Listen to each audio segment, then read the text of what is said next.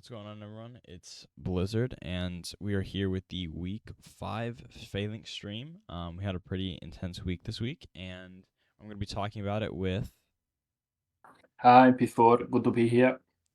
Yep, he's Italian, so mind the accent. But but yeah, we have some pretty interesting battles this week. It's I think all of them were fairly close, if I can remember. I don't think there were any like crazy blowouts. So that's nice. Other notes is that we had two substitutes actually. So we had Pilza sub in for Voids for Charcoal, and then Mhm. yeah, he subbed in for Charcoal, and then Rick subbed in for Voids. So Yeah. so yeah, we have two new subs.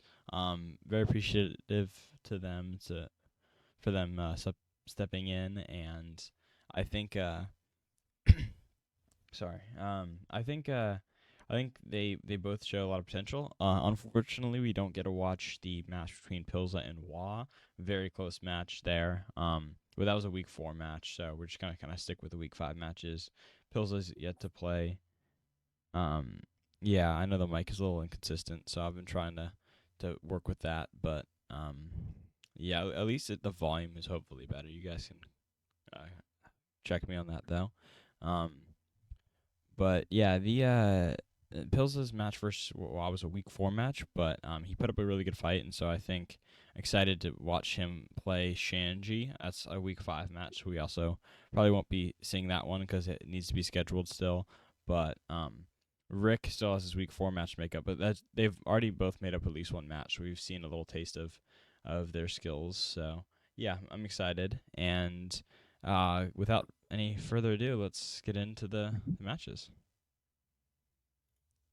So up first we have actually we have Rick right away versus Alberto. Um, Oh, so coming into this, Alberto is using his old team. He made a slight change, dropped Empoleon for Azumarill, and Empoleon and Honchkrow for Azumarill, and Rick turned his team around, but he's using Void's old team, so we get to see that for one last time here. Um, and yeah, looking at the Terra types, pretty standard. Watching out for the ground moves on Ursaluna, um, with the Terra Grass, double flying, double ghost as well for the normal moves on it. So a team really built to counter Ursaluna specifically. yeah. Also, it's Eyes of Quagsire and Fenrir. Haunt. Sorry, not Empoleon is still on the team. Sorry, that's all my bad. Um, but yeah, this team feels very kind of built to deal with Ursaluna, which makes sense. It's the biggest threat on this team by far. Um, but I think it's also a good showing from Rick in terms of stereotypes. I mean, Terra Poison Scraggy is or like the baby version of Terra Poison Scrafty. Um, we see Terra fighting for power with those superpowers with Contrary. Terra Steel, still weak to fighting actually, but just a generally good type. Resists the grass moves and water move, or it doesn't resist water actually, just ice. Um, Yeah. But so it's very good to halve the damage of a lot of neutral attacks, so it's yeah, still a good tell. yeah, but I think it's gonna be a interesting match seeing uh, Rick use a team he's unfamiliar with and Alberto getting having prepped a while ago. So both of them, not it's not like a normal match for both of them. Both of them have a little bit of an asterisk on their or chip on their shoulders. So we'll see we'll see how it plays out. Yeah. Immediate Mammo Rotom lead into Ursa and Hat. So um just ripped the discharge. Wouldn't have affected Ursula anyway, so You see oh this quick? wow. And Hat just dies. So Rick hoping to go for a protect to get a burn and the trick room set, but Alberto reads right through that. Is able to kill Hatterene right away. Yeah. Probably Terra Fairy wasn't of a great aid here because he would have still died to the Heavy Slam. But yeah, very good play by Alberto. That's a good point. The problem with running Terra Fairy on that Mon is that um he can feel so free to click heavy slam there, unless he Yeah. theoretically like protects there. But then like, what is Ursaluna doing if it's not burned? Like he's just kind of sitting there. So Yeah, it it doesn't kill feels like any. a very free attack into Hatterene there. Yeah. And then we see Tinkaton come out as the discharge just rips again. Leaf Storm comes out into Mamo and picks it up, but it's not contrary Okay. on the. We have a Leaf Guard Round the ability. Rantis here. Oh no. Yeah. Not not great. This Lurantis would be in such a good spot if it were +2 special attack right now. I mean, Rotom doesn't really threaten it, so we'd need like something in the back to come out to threaten it. But it's it'd be in a pretty good spot. We have Tinkerton for fake out support. I mean, it'd be pretty scary. But now, and you Also, see Rick in the chat. also strange to see Lurantis move before Mamo. You know? Oh, good point. This is either a very slow Mamo or a Scarf Lurantis. He Yeah. switched out, but I mean, he was also -2 special attack, so Yeah. that could be indicative of either. Um, Mhm. Yeah. Yeah. yeah, that is interesting. Good note there. Fake out gets the target right on that, and Mhm. kind of is able to stall a turn there. Intimidate comes out. Terra Steel is interesting, probably for the Leaf Storm, but a Thunderbolt rips into Tinkaton, and Earthquake does a ton to Incin, but doesn't kill actually. So probably calc, I imagine. Yeah. But good protect there on the fake out. T-Bolt, good switch on there. Rick's playing a pretty good game, actually. Besides that turn Yeah. one and running running contrary. Or not running Yeah. This. contrary. Ooh, interesting. I think I expected the Pollen Puff to rip into the Tinkaton switching in. But I think this also makes sense. You can pick up the kill on Incin, force the last two. Incin can't ever intimidate Ursaluna again, right? Makes a lot of Yeah. sense. I value that more than preserving Tinkaton. Makes sense to me. Yeah. Ooh, now the Pollen Puff will heal up Tinkaton Yeah. as Rotom protects, but a Yawn comes out though. Interesting. Mhm. Kind of forcing out the Ursaluna here as Thunderbolt rips into it. Pollen Puff again should have gone into the Ursaluna there. Would have been way more valuable because True. Ursaluna's getting attacked pretty much, right? Yeah. Like Yeah. if it's Yawn to Tinkaton's gonna switch out. The only thing you can switch out to is Ursaluna. And Ursaluna is probably going to be attacked because it can't protect, and it's Ursaluna. Let's be real here. It's like you're going to want to kill Ursaluna. So Pollen Puff there would have got him back to 71 after burn, right? That would have been pretty nice to have. Yeah. And he knows he's lower than Rotom, so it would have made sense. You know? Yeah. I think now Ursaluna dies to another T-Bolt. But Yeah, for Tinkaton should be sure. able to kill Rotom here, actually. Yeah. He Yeah. outspeeds it as well. Probably invested. But it could Mhm. protect there still. Play rough misses, actually, which sucks. But Yeah. I don't know how Unleash. much it matters because Oh yeah, yeah, no, it's would have done 20. Yeah. Not yeah, player yeah. not mattering here. What would have Yeah. mattered is the contrary, and what would have mattered was the what was like uh, yeah, if he had pollen puffed that Ursaluna, then there's Yeah. no way he dies to a one water pledge when it's Yeah. neutral hit. He probably won that. Yeah. True. One sec, I got a new account. Mhm. How do I delete TS? I don't know how to do this actually on Streamlabs.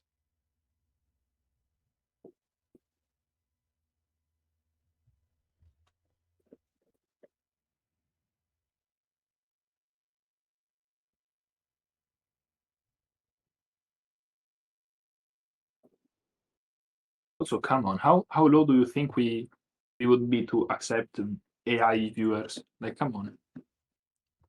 Actually,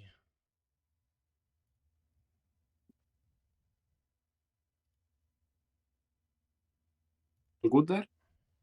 um, I was trying to figure it out. Mhm. Yeah. It's probably fine. I mean, just don't click on it. Like,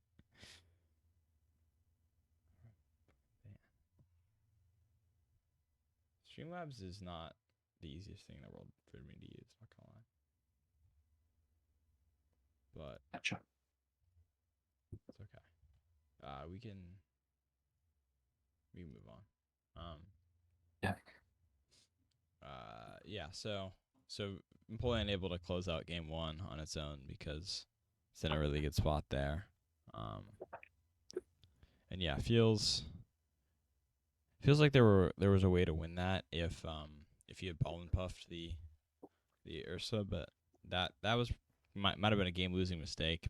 Maybe it was still lost either way, but yeah, between that and the contrary Lurantis and losing Hat instantly for no reason, it was cooked. But if Rick had made only two of those three mistakes or only one of those mistakes, then things could have looked pretty different. So Yeah. Yeah. but yeah, let's get into game two. We have two singles players here watching. Yeah. I think I don't think we'll see. Sorry, I was just saying that I don't think we'll see any more Lurantis since it's the wrong ability. yeah, I think that's a nice little bit of intel that Alberto should get here. Yeah. Shouldn't have to worry about it. Though he does lead two mons that'll really get into it, or Yeah. that are both weak to fighting, I guess. True. But yeah, he fire pledges and he rainbows. He just nukes Magmortar instantly, and Trick Room comes up here. So yeah, the rainbow effect is hilarious. Celebrating Pride Month with the rainbow effect of the pledges. Rainbow is what? Double, like 30% chances become 60%. Is it that one? It's double secondary effects, yeah, Yeah. but Okay. not for flinches, except for yeah, I think it's not for flinches or something like that. Oh, really? It's weird. I Yeah, I didn't- thought it was, but I looked it up, or Walt looked it up, and he said, yeah, it's like basically for any like status chance or something like that, like other Gotcha. secondary effects. But I don't know. I think it's weird, but Yeah, it is, but oh well. yeah, but we'll see if that becomes relevant. Oh my God, earthquake! I guess it's just Yeah. Ursaluna doing Yeah, Ursaluna but things. it wasn't Jeez. even gut boosted. Like, yeah. Yeah, that's crazy. Facade just rips, nukes Mamo. Discharge doesn't Yeah. even hit Ursa. Yeah, things are Yeah, that's things are rough. not good. I don't know why he after you'd there. No reason. Did he think this Mamo was Because, slower? okay, I think that he saw a slow Mamo and thought like maybe power item Mamo. Or Maybe yeah, that's the power item reason. or Yeah. whatchamacallit. Or Uh, Iron Ball. or Iron Ball, yeah. Um and so like just in case. I think that's I mean it's a pretty safe play. But Oh, true. We saw that it's life orb. oh Yeah. yeah. So So there was no really reason. no point there. Dealing would have been a better play. Also, Yeah. Alberto's right. He could have Terra Ghosted on Memo there. I think he Yeah. just thought it was like game over, so he didn't really. It He wasn't probably was. Not super gonna lie. locked in, but yeah, this should just kill, right? Yeah, Versus just too strong. So, um, yeah, actually a pretty back and forth set so far. Even though Lorantis had contrary, Rick's playing well. Yeah. And we see a Slowbro lead for the first time, and the same lead as game two from Rick. Fake out and Magmortar is interesting. As Dark Pulse rips into Slowbro, interesting. With Imprisoned His Trick logo Room. is slower. Yeah. Yeah, so, well, yeah, he is slow. Is it not min speed? It's either not min speed hat or like some slow item on, or whoops, some slowing item on Slowbro. But the interesting thing is that he's running in prison, and Hattery just ripped the Dark Pulse. Like he just didn't care. So now, Yeah. Alberto, Probably who predicted that. thinks he can just stop Trick Room like pretty comfortably, is all of a sudden in a much worse position. Yeah. Slowbro dies from an attack from any of those two mons now. Yeah. Though That's not great. you can protect or imprison protect Yeah. if you have it, but you can also stall because like if you just switch out this run on Slowbro, Hatterene can't click Trick Room either way. So True. So True, that true, is a true. little nice. And that's exactly what happens actually. Memo comes out Oh, yeah. here, knocks off the Magmoro doing a ton with the crit. And then Dark Pulse getting some nice chip into Mamo. Yeah, we see a good switch on the Earthquake. Crits and gets Hatterene Nice. super low, and who Yeah. finally sets Trick Room. But yeah, it's now in Ice Shard range. Ursula getting intimidated as well, and Terra Ghost there. So it does pick up Hatterene with Ice Shard, and great Terra Ghost on the Facade. If he Yeah. had He done didn't, that game too, I don't know if it would have worked this game. He probably was yeah. expecting it this game. Didn't do it last time, so it was probably unexpected. Yeah. Yeah.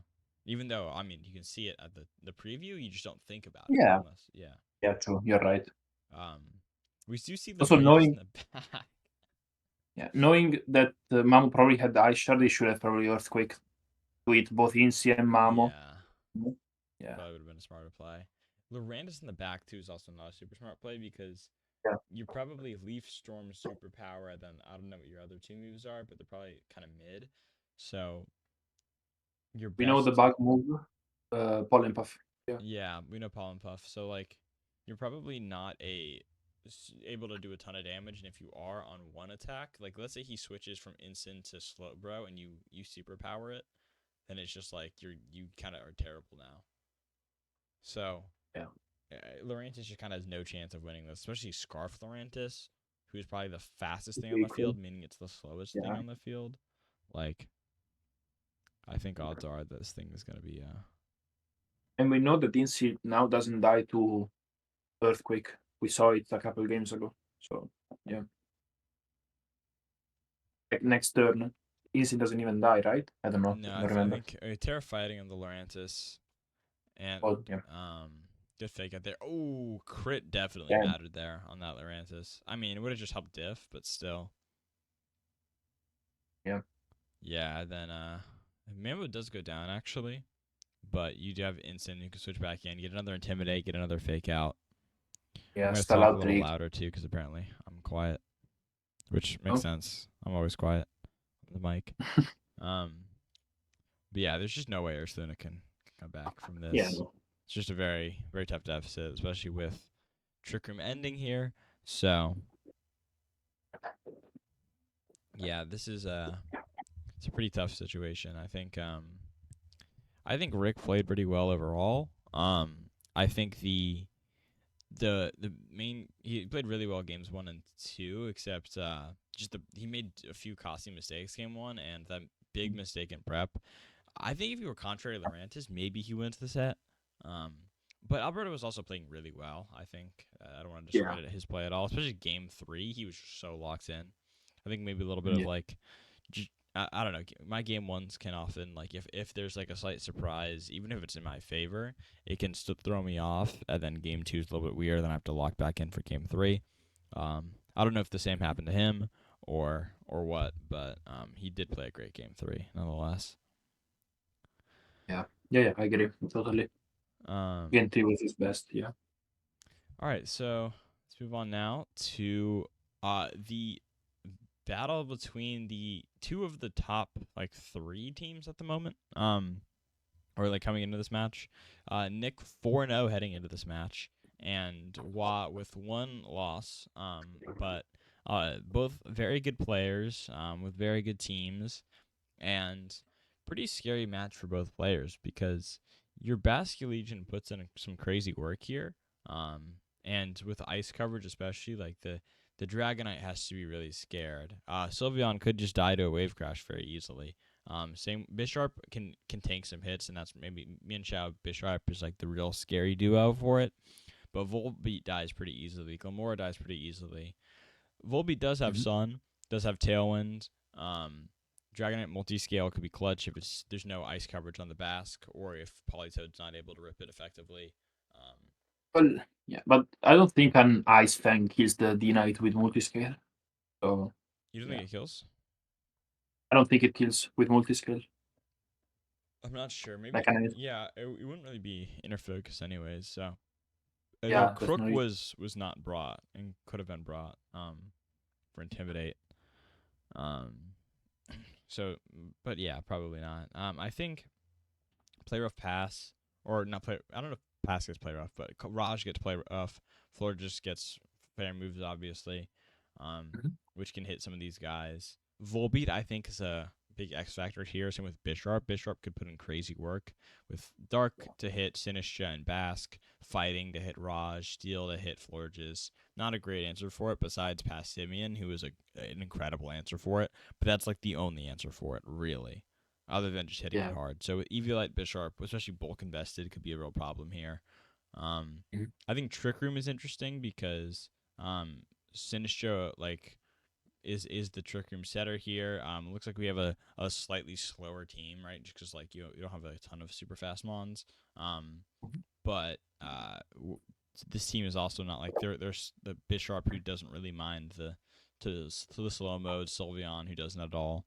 Um, it's very like the speed control could play a big part in this set. So I'm just gonna get into it, but yeah. Also, a quick note about the Terra is just really wanting to be prepared for the biggest threats here. I think Steel's a pretty good answer for a lot of these guys, generally. So, So yeah, but yeah, good Terras on both sides. I like Terranormal Volbit, but yeah. Yeah, immediate switch. That's not what I would expect if I saw Volbeat on the lead. So very Mm. nice. Maybe wanted to struggle bug, but has to worry about Passimian. Maybe wanted to sunny day, expecting rain. Um, Yeah. Maybe wanted to tailwind, but doesn't feel comfortable against like these two who don't really need tailwind. Probably just wants to conserve. Volbeat makes sense. Sylveon's a Mhm. pretty safe switch in here. And Raj comes out, actually a good answer for Sylveon.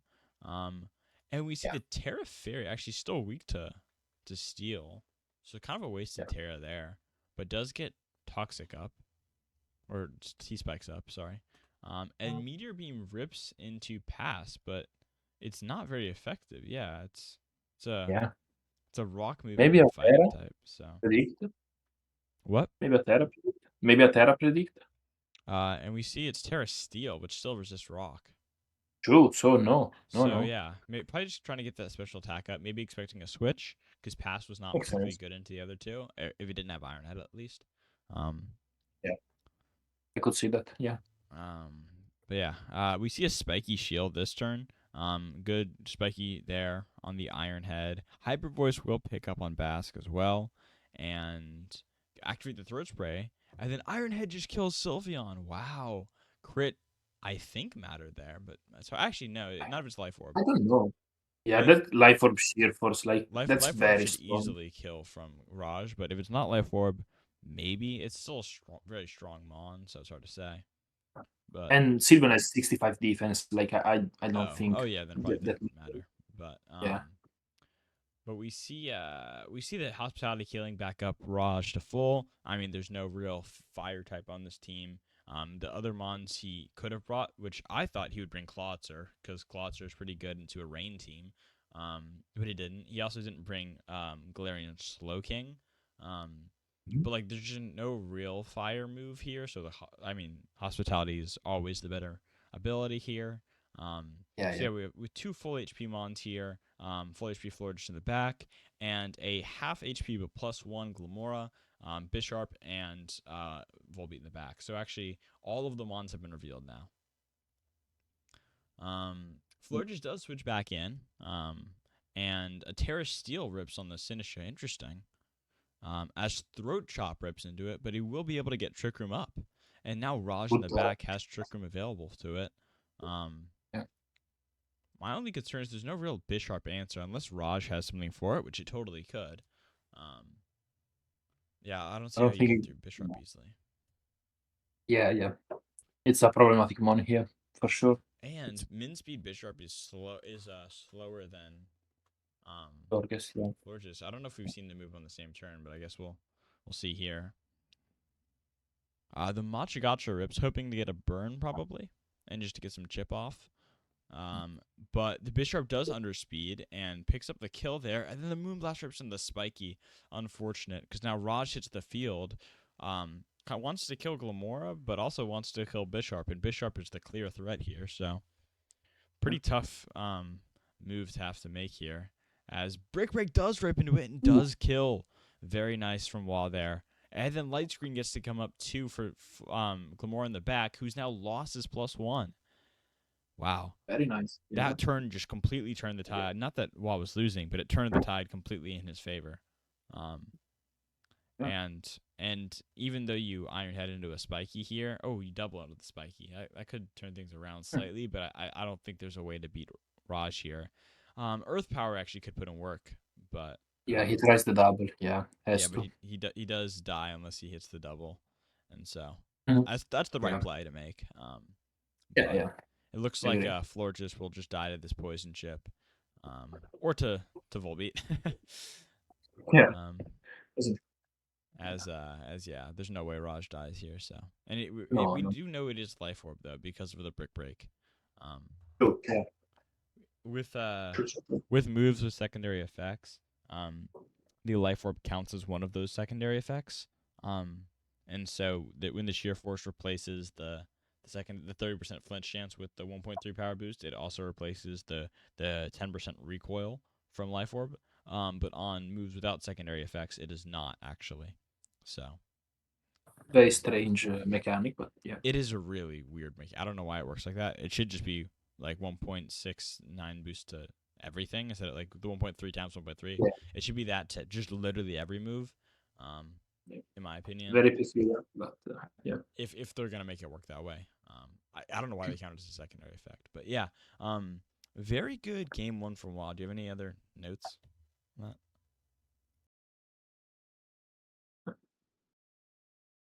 Before? No, no. I was reading chat. Sorry. I just discovered that sheer force blocks red card from the opponent. That's interesting, but no, no, no, no other notes. Yeah, that is a little interesting. Sorry, I was coughing. I know you could hear it before, but they couldn't. um, Yeah, yeah. yeah, interesting. Yeah, sheer force is a weird ability, but let's get into game two. I'm really excited to watch WoW versus Nick. I mean, very good game one already. And we see a pass Florges lead. Also, interestingly, we saw there was no Polytoad or Basque Legion game one, which is kind of weird. It makes sense because I mean your opponent's expecting it, but still, it'd be a little weird if he doesn't bring it again game two. Oh Yeah, I wow, agree. instant Terra Grass here from Bisharp, in front of the Passimian makes a ton of sense, right? Um, Yeah, gets that's coachinged really scary. from Mian Shao, and then tanks that close combat. Oh my god. 24 is insane, not He gonna just lie. sponged that. Yeah, because he's super physically bulky with Eviolite, +1 defense, and is a neutral hit. He just sponged And we that. yeah, and we know that it's slow, so it's probably bulkier as a result, Yeah, you know? and there goes Florges, and it's gonna be hard to stop this Bisharp. Yeah. A Terror Steel, but he close combats into Sinisha. Oh my Wow. god, Nick is playing out of his mind. What? Game one, I mean, he was still playing well. He did lose, but it was still a good game. But the close combat into a Terra Steel is just insane. Crazy Wow. balls to pull that off. And then the knockoff getting rid of the Eviolite is huge. Sinisha just dies before it can trick room though. Or whatever. I mean, just Raj in the back. So it looks like he wanted to trick room yet again. Um, well, a little Um, bit of a mistake there by Wa, I think, going for the same strategy as game one, though. yeah. I think that the close combat was just to ensure because he had close combat plus throat chop.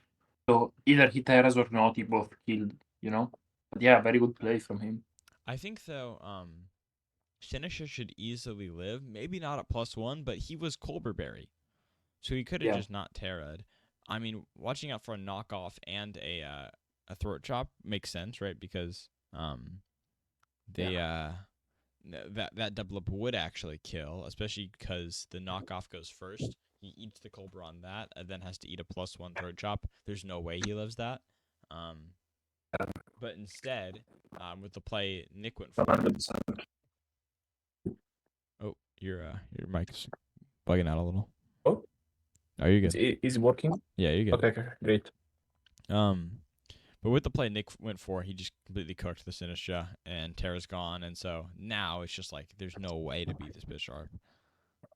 And close Yeah. combat just rips into Raj. Um, and Ironhead hoping to get a flinch, and he gets it actually. But yeah, we do see it was knockoff on Mian Chao and reveals the Rocky helmet pass as well. But Huh, yeah, this game was that's over. interesting. So could have actually picked up another kill there, which would have been funny. But Oh, um, and he flinched again. Yeah, poor crit. that's why he didn't target down the Mian Chao for diff. I still think it might have been a slightly better play just to see what he had in the back, but um, you knew he was dying either way, so it didn't matter for diff. Um, yeah, we're I could heading to see it. game Yeah, three in a super intense set so far, and both players are playing very well. But Nick, just with that Bisharp, feels like um, it is definitely Waz's responsibility to answer that. Have we seen the full yeah, move set on this thing? No. I had throat chop is all we've seen. We yeah. Yeah, we haven't even seen the full move set of any of his Pokemon. Wow. Well, Yeah, let's get into game three. Hopefully we can see yeah, we already see a little bit of adaptation here from Wah. And it's the same lead from Nick, just forcing him to respond. Terra Steel's here. Um Psychic Fangs rips back, but it is Sash Manchow as we know. And so the double into Bastic Legion is kind of fine because you get up Trick Room, but you waste Terra yeah, and lose your one of your best Pokemon, right? So was it really worth the yeah. trade? But I like, mean, it's almost a one-on-one trade because you brought him down to Sash. So I you know, guess with I can see this. Machigotcha, Yeah, yeah, because he kills and he can do almost nothing here. the losing So the Terra is the big thing though. If he had the exact same true. turn but didn't Terra Sinistra would have been great. I totally get why he did it, but I think conserving it would I have been honestly, better. with Colbur, I probably wouldn't have Terrad seeing that he predicted him last turn. I think So I mean I totally agree with you, but I think he forgot he was was Colbert actually. So yeah, makes um sense. and so that was that was a mistake there. But yeah, we see the Terra Grass again. Knockoff doing a ton of damage actually though. Um, and Machigotcha, I get some nice chip off. Kills Mienshao as well. No burn again though. Unfortunate. As Play Rough rips into Dragonite, does a good bit of damage. Um, That has to and be multi-scale. yeah, Machigotcha goes off again, yet no burns, which is just terrible. And then a scale shot is really weird. I don't like that play at all. Yeah. I don't think Just there's ever a reason why that's a good move, even with the switch. maybe it's your only attack. Maybe I don't know. He has Dragon and Poison moves against two Steel types. I don't know. Yeah. I mean, he has E speed probably, right? Which is not a good move to click. Scale Yeah, it's worse. shot. He probably Maybe he just has didn't have like a I better don't know. move. Yeah, that's probably why. Yeah, like double stab E speed, and so that's the most the highest damage he can do. You know. Yeah, I guess. But he does protect this turn as Rage Powder rips and Sucker Punch because Mm. he's a Terra Grass. He's immune to Rage Powder, and so he can Sucker Punch and kill Raj. Oh my god! Yeah. Wow. Wow. And the rage powder there completely wasted. He said that it was watching out for the I remember him saying that it was watching out for the E speed on Dragonite, hoping to pick up on Raj there. But he instead protects. And so just a wasted move on Sinistra, and Raj goes down for nothing. Really puts Wall on the back foot here with I don't only a think it was a bad Florges. play with the E speed possibility, but yeah, very unfortunate. Yeah, it worked out very poorly though. And so now it's Florges and Sinistra versus the world. Still no burns on these Machigotchas. If you can get one, that could really turn things around, though. Sylveon does come True. out. We see another Rage Powder, and he's immune to it again. And even though Bishop goes down, he's done way too much damage now. Things are just over. And now the one turn, the one turn he doesn't go for it. The E-Speed rips, finally. And so yeah, if Machigotcha gets a burn, I don't think it matters. Oh yeah, it definitely doesn't matter Yeah, because it's probably not. Sylveon. So, and I guess he just doesn't have a better move because his Scale Shot protects E speed and then probably another status move, I imagine, like Tailwind or Yeah, something. I don't know. could be flying stab, I guess, but yeah. Yeah, but there goes. Well, I think it was a very close game, very well played game. I think just like a few turns like that really turned the tide. I mean, um, if you're at this position, right, or Mhm. this position, you feel like things are still pretty even, right, on turn 3 here.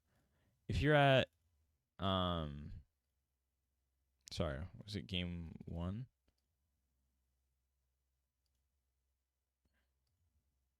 Yeah. Right. Where was the turn he boomed him? Maybe it was this turn. No. It was this turn. Yeah, like this turn, it was like Yeah. completely turned the tide for Wah, and this turn completely turned the tide for Nick there. And so Mhm. I think it was I think it was a very intense set.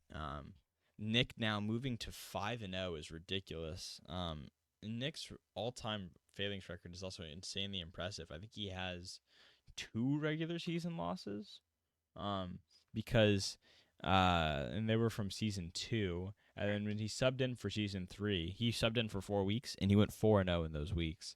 Um, and then he's now 5-0. So he's just like the last time he lost a regular season game was season 2, which is ridiculous.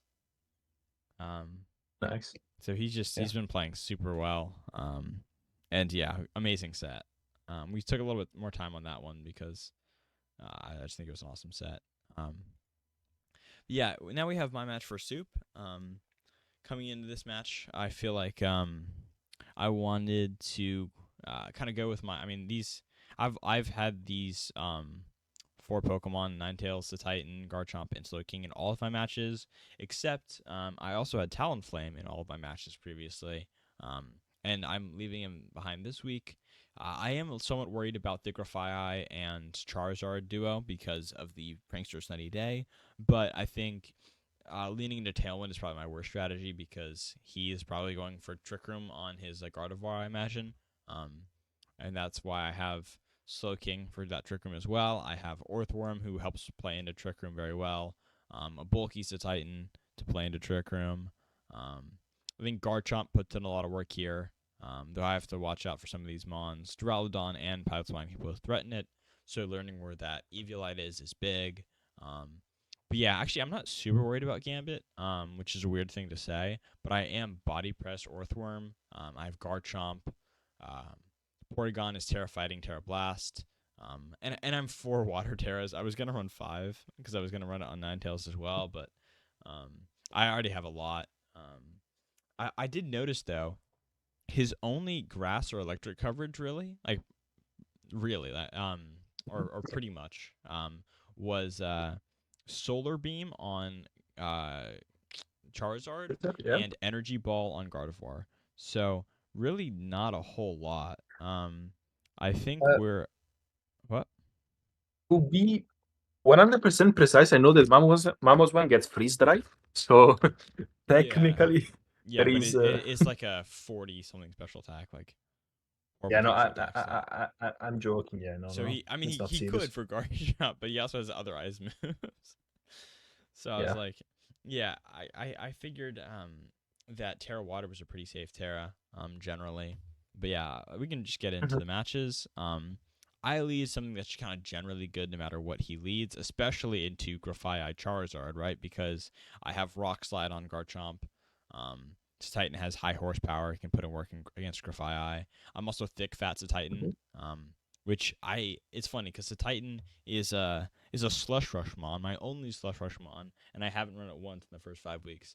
So, but I Terra Water here to Nice. 4 times resist. I just Rock Slide. I mean, I figured he would be Mhm. modest Charizard, not timid Charizard. So I just speed creeped uh modest Charizard, not timid. It works out very well here. Um, and funny enough, his Grafaiai also was speed creeping his own Charizard to outspeed by 1. Um, so we both speed tie here at 153 speed, but I win the speed tie. I burn his Chardy Berry, and I get the flinch on Grafaiai Ooh, and on Charizard. So I'm able to just take it okay. out there. So I just get so lucky.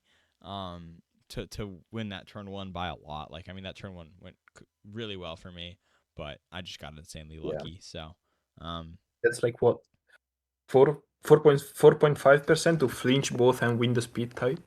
Oh yeah, Yeah, it was that's pretty just lucky. it was just really really lucky. So, I waste my Terra, but if I can get a play like that, I mean that's just super lucky. So it's fine. He encores me in a knockoff, which is kind of fine. Yeah. He eats his Babiri berry, so he's shown now 2 resist berries. But yeah, I just kill Grafai and he gets up Trick Room. But he has Duraludon Mhm. last. And the thing about Duraludon is that he's good into to a lot of my team, but with my AV Satitan here, with Terra Water, he really does not threaten me that much. So I know Satitan is actually could be a demon. I can knock off his potential Eviolite too. So I switch Oh, into yeah. Ninetales because I switch a Dragon type into a Fairy type, expecting a Draco. Um, and I get a set Snow, Yeah. right? Um, he burns me, which kind of sucks because I was gonna run Facade on Titan and then I chose not to last minute. Um, Mm. but yeah, he does Draco, and so that feels pretty good getting that turn right there. Um, I Good switch into predict, yeah. Porygon. What? Sorry. No, good predict. Sorry, nothing important. Uh, um, I switch into Porygon because I want to reset that Encore now that he has lost his item on both. And I'm burned. I mean, so Titan's not adding much here. Um, so yeah, he protects as I can set a V in exchange for 42%. That's fine by me. I do have to watch out for the steel, like the flash cannon into the Ninetales though. So I'm gonna keep an eye out for But that. Um, doesn't he have a steel stab for like just KO the Ninetales? I don't get that. a flash cannon, yeah. Like he protected. Yeah, he I think that protected turn there. was So he he just wanted to see what I would go for. And honestly, mm, Duraludon's the big threat here, so I'd probably target it down. Um, I could theoretically, yeah. I don't really know why he did that. Maybe watching out for an encore. Um, yeah, but I mean it's very reasonable for me to double the Duraludon, so I almost called it Arch. yeah. But yeah, I think it's not a horrible play, but yeah, not a great play there. I do set Mhm. AV, which is nice. And I can switch into Titan to tank a flash cannon. And he rips the Terra on Duraludon because I'm Terra fighting Terra Blast. So I protect Porygon for this reason. I figure he's gonna overcommit this turn. And But you cannot be Terra fighting, Terra Blast fighting. You have Terra Watered on the Titan. So oh, that's true. I don't know what he's expecting then. Um, yeah, But I got no I idea. that actually was my thought process. I'm not sure if that was it. I was thinking like, well, he's gonna expect me to go for like a fighting move, which I guess I couldn't have gone for. But yeah, he does just set Iron. I think he just wanted a safe Terra because I don't have anything that hits Bug, Mhm. besides my Garchomp at the back. But with the Iron Defense, he should tank that somewhat well. Um, so Yeah. actually a somewhat positive turn for him. But I can switch into Ninetales. Don't take that Moonblast super well. And I really do nothing to Gardevoir, but I tank the Draco, which is the big thing. I figured again the Draco was coming, so I've gotten two Dracos that I've eaten with Ninetales, which is awesome. Um, Oh, yeah. but the big thing I did was stall at Trick Room. So now I Yeah. can uh, encore. Actually, what I did was encore him into Draco instead of killing Gardevoir, which I don't know if I can because I've lost that special attack. Even without it, I'm not sure if Mhm. I could. Um, but I'd rather encore the Duraludon because now he either wastes a turn or even if he hits, he's doing like no damage. Then he's -2 special attack, can't do anything. I don't have to worry about body press. I don't have to worry about anything. Um, also, maybe that's Because why I the protected first turn you anchor, Porygon was body sorry, press. the first turn you anchor, the target is random, right? On the Yeah, opponent. of the yeah, his move is random. Yeah, his targeting is random. Yeah, okay, okay, okay. But even if it hits a Just Titan worth. here, it's doing nothing because I'm AV, um, Yeah, yeah. and behind AV. So I'm just taking no damage, and he's gonna go to -2. Then he's gonna do less and less damage, and he can't body press me is the big thing. So yeah, I'm fine just letting him get Trick Room up because he's now encored, and he kills me there. I just don't feel comfortable switching into anything, which I think Mhm. is valid. But yeah, he really just does not do that much damage. And now Porygon should be able to win this game. Mhm. With especially with Garchomp at the back, but he Dracos. I'm actually gonna lose to Titan here, which is not great.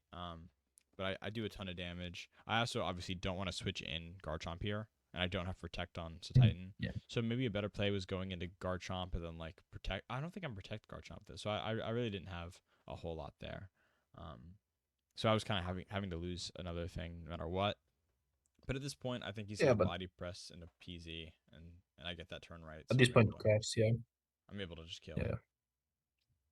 Mhm. But yeah. Also, the protect prevents you from losing to like double miss, on rocks, like things, random stuff like that. Yeah. You know. I think. And I just went for rocks here because he's +2 defense. Like maybe I don't kill with something. I don't want to reveal anything other than Iron Head, and so I'm willing to risk that 90%. Yeah. Yeah. But yeah, coming into game 2, I'm feeling pretty decent. Though I'm scared to see this Pilot Swine, so I immediately just tear it here. And I do no damn. I'm a Life Orb Garchomp, max attack, adamant, ripping or not, maybe Wow. not fully max, but if not, then close. Ripping an Iron Head, even though he's Babiri Berry. Without Babiri Berry, I'm doing 68%. That's nothing. So I Ooh, know this is yeah. like basically max defense Gardevoir. Mhm.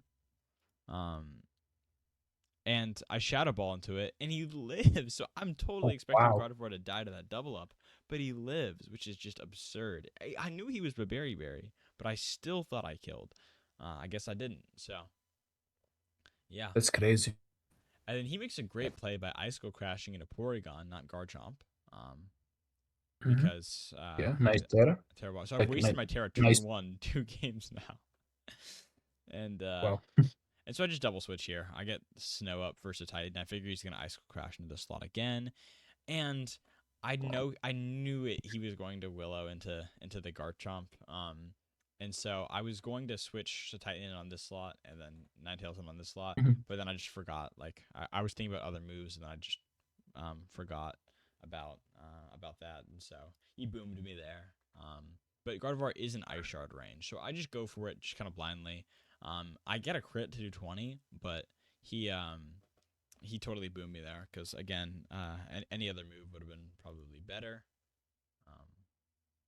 His Rock Slide does some nice damage and gets the flinch, which really sucks because I can't get up AV, meaning I'm just gonna die before I can get up and I can't get up AV guaranteed because I'm gonna just die to a Rock Slide and Heat Wave. Mhm. So there's no real point in saving Ninetales. Never mind. I saved. I thought I switched out to Titan, but actually I think I save it so I can get up AV later. Was the idea. But either way, yeah, I want to switch in Garchomp into this double up of Rock Slide and Heat Wave, right? Which I know is coming at this Wow. point. Does no damage. Yeah, Yeah, so defense I'm fine boost. taking that, and I get rid of his Eviolite. The Eviolite, concerning thing is yeah. though that like Garchomp lost a good bit of health there still, and same with the Titan. So that's not super great. Especially with one more turn to Trick Room and no Protect on either of these guys. I just basically lose. He also gets the crit on Garchomp, which makes me really low. Gets the flinch onto Titan, and then picks up with another crit. So he double crits Garchomp to kill it. So now I'm feeling a little bit better about that double flinch game one because I get double crit. To Garchomp would have lived, I'm pretty sure, without a double crit there. But Yeah. Well, that's karma, It yeah, happens. I mean, it is what it is. I set AV, but he still kills Ninetales and gets the burn. So I can kill Charizard, but I'm just gonna die to Ice Skull Crash. So yeah, lose game 2, but he still had a full mon in the back, so it's not like I was gonna win if I didn't get unlucky there. So yeah, coming into game 3, I wanted to use Orthworm so badly game 2, but I'm like, if I go to game 3 and he knows my Orthworm set, then it's game over because I want to use the Orthworm set, and he's gonna be so prepared for it if I already show off any information. Yeah. I don't want to ever like I want to conserve this information as much as possible. So I save him in the back. And so I have him in the back here, just waiting to strike.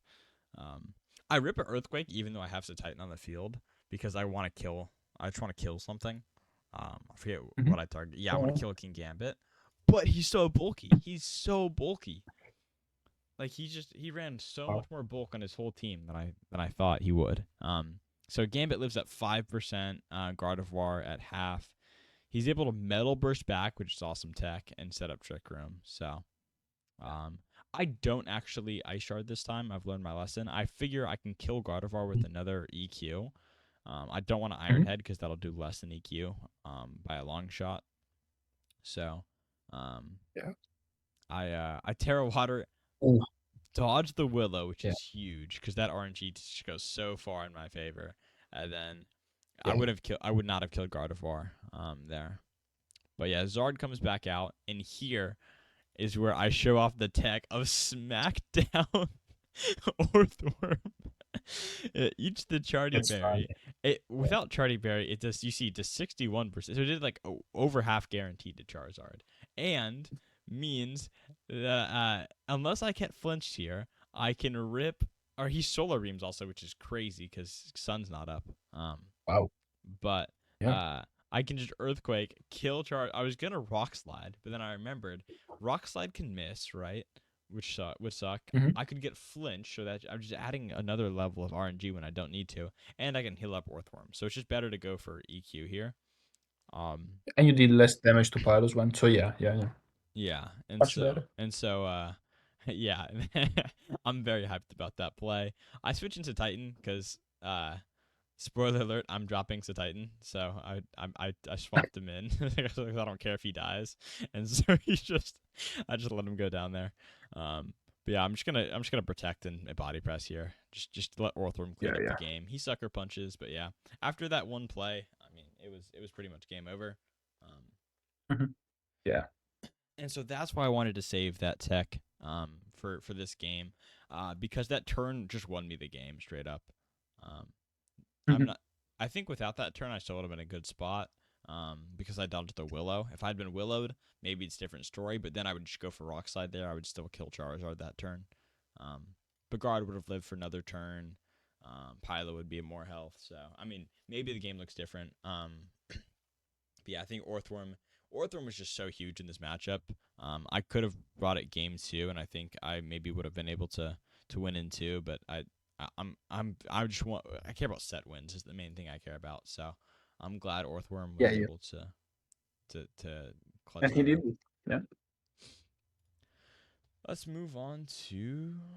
Also, yeah, I don't know if we mocked for. I think we did mock for that, but he ran just such bulky stuff that it was just like the calcs that I thought I knew, I did not know. But thanks, Alberto, for the mocks. And here we see Chuckles versus Spam. Chuckles with his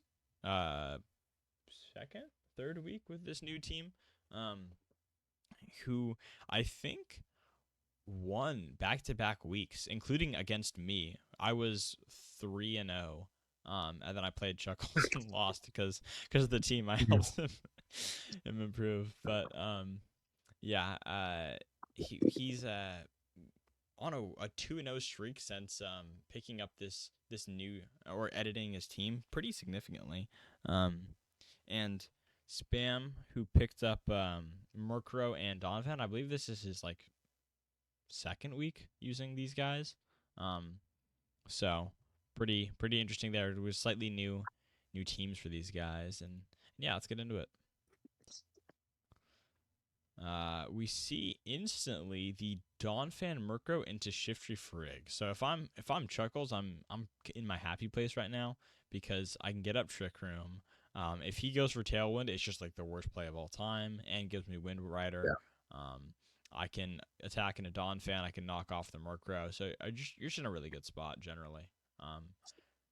Murkrow could Snarl Frig, which would suck. Donphan, I maybe gets knock off. But either way, Frig is gonna get up Trick Room. Yeah, it does get knockoff. Yeah. Yeah. So you get up Trick Room either way is the big thing. And you can fake out to make that even more guaranteed. He taunts actually with Armor Tail. So apparently Chuckles almost ran like Sap Sippers for maybe another mon, or maybe he just like forgot to change it. I think he almost forgot to change it to Armor Tail, which would have been crazy because the taunt would have worked there. But it doesn't, and the Armor Tail blocks it, meaning Trick Room can just come up for free. And yeah. Uh Also, the Hydreigon switching on the Deagleam is just super rough. Dies to the knockoff, and there goes your best Frigg answer. And reveals the eject pack, which is really cool tech. Like, you rip a Draco, then you can switch out right away. Works pretty well a lot of times. So, really unfortunate. Spam just revealed some information and lost a really good Pokemon for no reason. Yeah. That's unfortunate, yeah. I think it kind of makes sense. Like, Donphan doesn't feel great here, but also Donphan's the slowest thing on the field probably. If you made him slow, in which case he could do a lot of things, including the knockoff would be the Yeah, he big could thing. knock off, he could Ice Spinner, yeah. Yeah, Ice Spinner, yeah, and the Shift. I was thinking Ice Shard, but yeah, Spinner's better into Shiftry. So like, there's just a lot it could do. So yeah, pretty unfortunate Yeah. switch in there. And then Snarl does rip, which will help against the Frigg slightly, but yeah. Shifter might want to switch. Yeah, I was gonna say Shifter might want to switch out here to reset Mhm. the fake out, Takeout. which would be really nice Yeah. because this game is in a really good spot for Chuckles, and so he does make that play. Sets up the Sun and just rips another Deagleam, gets some nice chip off. Not that bad. Spam rips a Blizzard in Sun, which 49% accurate to hit both, or 49% chance to hit both, right?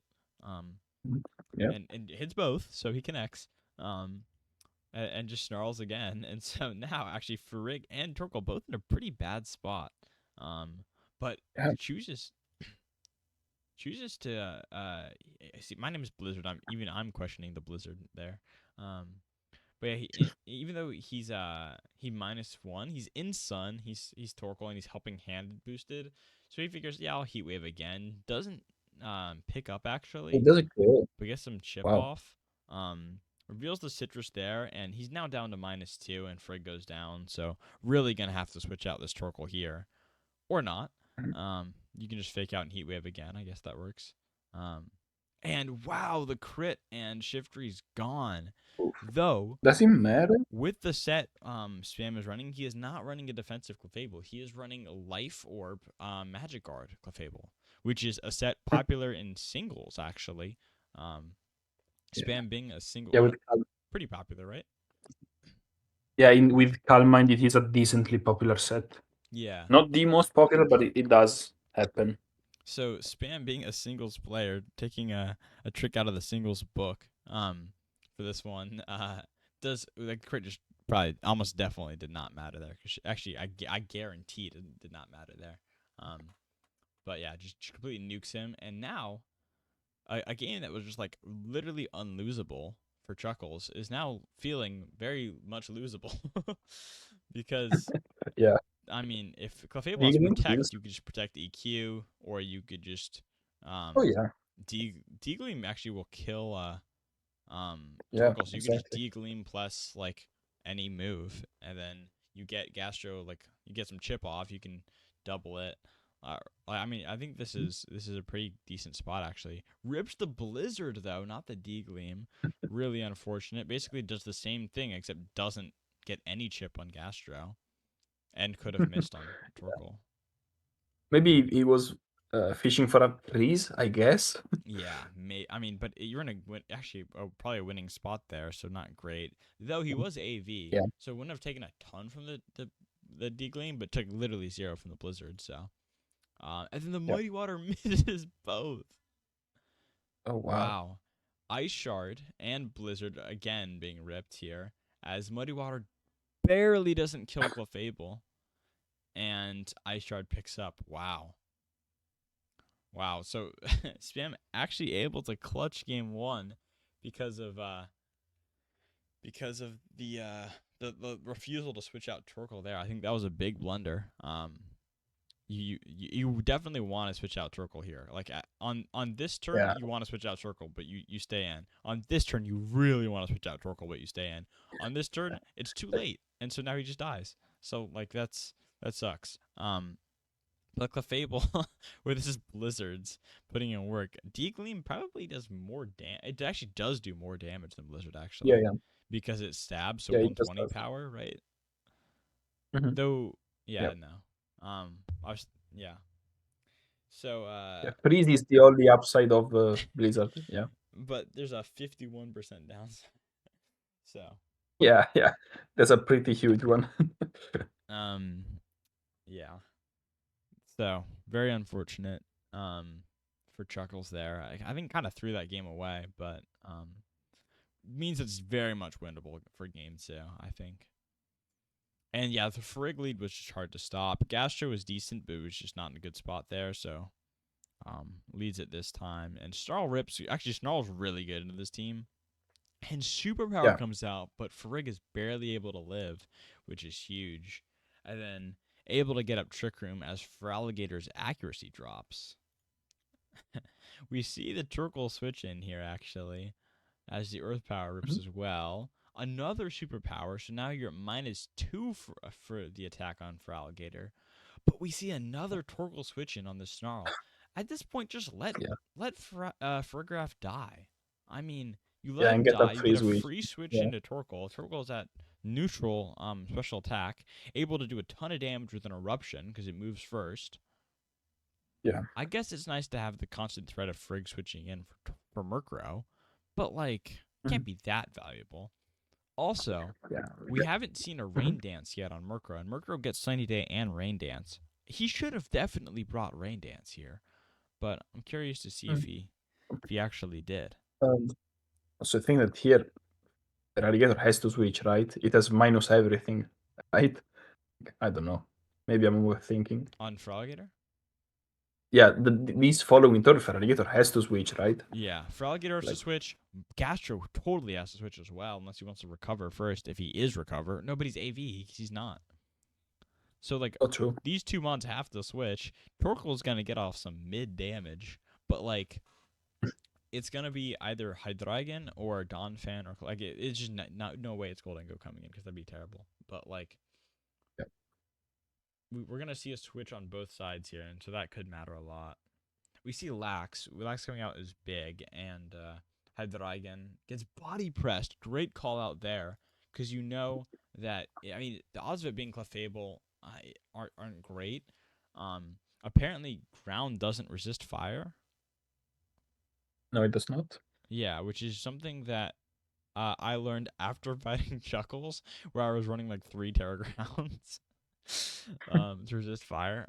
So it's something I should have learned beforehand. I should know my type chart. But so the only actual resist he has on his team is Hydreigon. So he goes for body press, knowing that Hydreigon's gonna switch in. Really good call there. Um, but Probably spam. it was also because the Feraligatr was -2 defense. So Yeah, I mean, so you know Froggator switching out, but like you know that he wants to switch from fire resist to fire resist instead of fire yeah. weak or fire neutrals. So just a good call out there or identification there by Chuckles. And we see another snarl rips. This poor Torkoal is just taking infinite snarls. He's getting snarled at constantly. Um, Yeah. but But Snorlax is in a Hydreigon really good can't spot stay here. in. Yeah, because it has to body. Yeah. And it's a taunt actually into the Snorlax as Body Press picks up on Hydreigon, the mixed Torkoal not wanting to switch out, and just Facade rips. Interesting. Finally, we see a Torkoal switch out as Tailwind comes up with the last turn of Trick Room, but Heavy Slam just nukes Clefable, and that's huge. That could be the game right there. I think that is the game, actually. Because even though Matt goes down, superpower, but it's Choppleberry for the superpower. So Snorlax lives. And he kills Froggator because he's -1 defense. Oh my god. And he's I'm hitting honestly fast. surprised that the Harry Slam killed like 2 turns ago. Not gonna The lie. Like Clefable? Clefable is pretty bulky. The Harry Slam that he one shot Clefable. Like yeah, it's 120 with power, but it's not like does not have that much attack. It's only 110. It's not stab, you know? Yeah. I don't know. That is crazy. I just Snorlax is just a demon. I think the big Yeah. thing is that he wasn't helping hand there, was he? I don't think he was. on that turn. No, he wasn't. Yeah, I think the Yeah. big thing is that this is offensive Clefable, so he probably Yeah. was not super specially bulky, or sorry, physically bulky. But still, yeah, crazy to see that. And now Murkrow, I mean, able to get off some more snarls, but we'll just die here. And the game 2 goes to Chuckles. Wow. Yeah, the Chopper Berry was really huge there because without that, we're in this situation with a -1. He loses for Egg here, and then we have -1 on both for Alligator. So imagine this situation versus Torkoal and Gastro. I mean, things are still looking pretty good for Spam, or winnable for sure, because you can Snarl like to lower both of their special attacks. For Alligator, is not really threatened by either. And next turn, Sun runs out. So Yeah. Oh yeah, that's true. Cause like, Sun only comes back. Well, actually, Sun would come back. With Oh no, Torkoal he would for have sure. reset it. Yeah. Yeah, no, you're right. But still, yeah. Some great callouts there from Chuckles. He's been playing pretty well. I agree. But this is probably one of the best games for both of these guys. They've both been playing pretty solidly. And we see Air Balloon Klefki as Klefki finally makes an appearance. Immediately threatening the Hydreigon or threatening like a Trick Room here. Golden Go switches in right away. Terra Fire on the Hydreigon. Terra Water on the Klefki, which is great because the Heat Wave is resisted. Gets burned, but that's kind of okay. And good Terra Fire on the Ice Beam. But Trick Room is up, and that's really what matters. I mean, you're fine wasting your Terra and doing only 13% to a Pokemon if it means Trick Room comes up. I mean, that's the game plan. So. I did not know Klefki got Trick Room, to be honest. I didn't Yeah, remember that. Klefki gets a lot of moves. Also, it's funny how Yeah. many Prankstermons get Trick Room. Like, Whimsicott gets it. Not Sableye, actually, which is weird. Meowstic gets it. I'm 90% sure. Klefki gets it. Yeah. Sableye doesn't get it. Okay. No. I learned something new. I checked and it didn't. I was shocked. But yeah, in this situation, even though Trick Room is up, like, Spam feels like he's in a decent spot. You want to switch out Golden Go and you don't have a great switch out. That's the big problem. But I mean, Alligator can kind of tank things. I don't know really why you switched in Golden Go here. Not gonna lie. Yeah, both mons now are threatened by Gastrodon, by AV Gastrodon of all sets. So yeah, that's scary. Yeah, it's.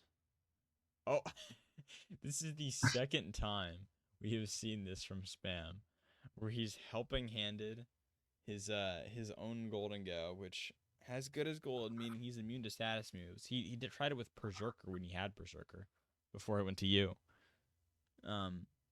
But yeah, Helping Hand. No status moves work on Golden Go, including Helping Hand, so just wasted move there. As Earth Power rips into it, takes a ton of damage.